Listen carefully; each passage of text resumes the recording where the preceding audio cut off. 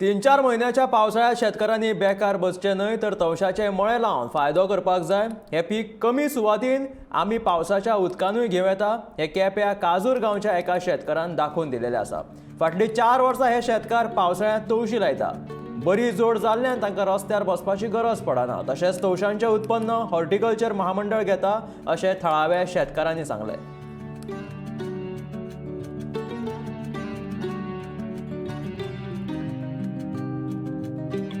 काकड्याची form करपाक start केलें म्हणजे लोक सगळे आमची करता हांगा ह्या गांवाक। म्हणजे गेले ते 3 वर्सां फाटीं ह्या 4थी वर्स आनी हेच बियाणी एग्रीकल्चराक मेळटा तेंचे कडल्यान हाडची पडटा, कित्याक आमी हांगा दवरून ते बी जायना, तेंचे कडल्यान घेता फ्रेश बी हाडून आमी ते फ्रेश तयार करता। आनी एक सादारण 500 स्क्वेअर मिटर जावं 1000 स्क्वेअर मिटर हितून भितर आमी ती इल्लोसो कुडको घेवन ती वय करता आनी त्यो रोवपाक स्टार्ट करता। आनी त्यो रोयली नंतर आमी अशें कितें आसा 3 म्हयने आमी पावसांतल्यान आमकां काम आसना, म्हणटकीर काम ना म्हणटा बेकार पार्ट टायमार आमी हो काम करपाक कित्याक करता, आमी बेकार आसा, आमकां कितें तरी खंय तरी काम मेळपाक जाय, आमकां खंय तरी जॉब मेळना।